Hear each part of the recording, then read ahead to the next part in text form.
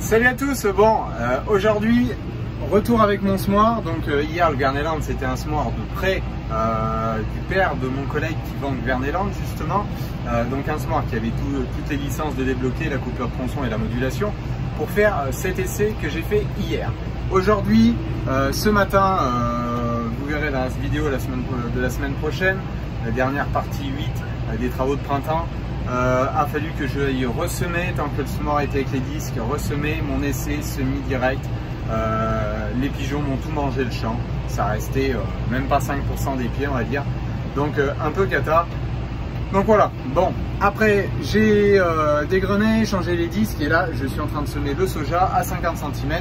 Par contre, belle vitesse de semis, bon là je suis dans le dernier contour, un peu moins vite mais dans les raies j'arrive à rouler à 8-10 km/h sans problème, ça va très bien. J'ai inoculé le soja hier, vous aurez ça dans la vidéo de dimanche, là, la partie 7. Donc je vous fais quelques images vues de dehors du semis au drone. Donc voilà avec le drone, bon le télescopique est là avec le box, j'ai inoculé hier, donc il y a 24 heures. J'ai mis tout ça ensuite dans le box et vous voyez il y a 2 seaux. Je tire au seau pour remplir les éléments. Là on voit un blé qui se porte pas trop mal.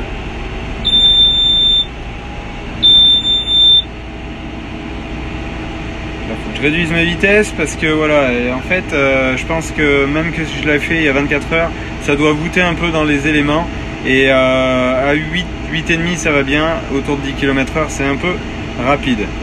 Bon vous voyez les kénopodes depuis 10 jours ils ont explosé avec le temps. Bon ça à la limite je préfère qu'ils soient sortis, donc désherbage au moins ça sera propre, on les aura pas ensuite dans la culture.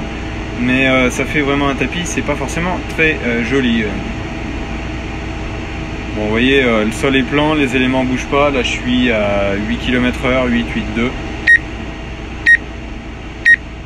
Ça va pas trop mal. Fertilocalisé dans la ligne de semis.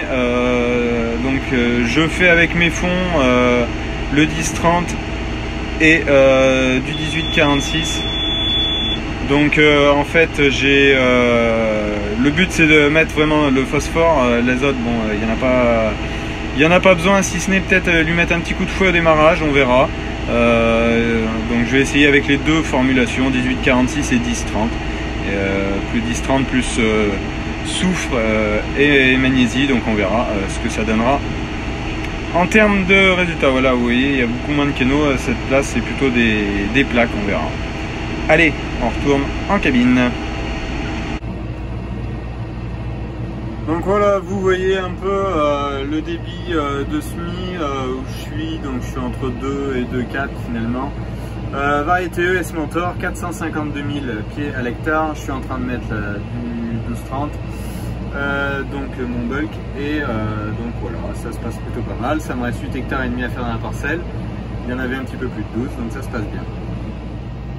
Donc voilà pour ce semis, comme vous voyez derrière et comme vous avez vu sur le drone, pas mal de kénopodes là, qui ont énormément évolué. Bon, je préfère qu'ils soient levés avant parce qu'au moins ils seront détruits et ils ne vont pas nous déranger dans la culture. Le fait d'avoir semé tard, au moins on sera exempt de kénopodes parce que la levée aura intervenu juste avant.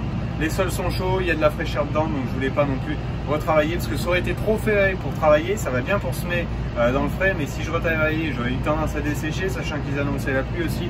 Bon, on arrive dans les dates où il faut semer, donc je préfère avancer. Donc voilà, bon, vous en aurez un petit peu plus sur ce semis-là. Vous aurez déjà l'inoculation dimanche et plus de détails sur ce semis-là dans la vidéo partie 8 de dimanche prochain. Allez, bonne soirée à vous tous.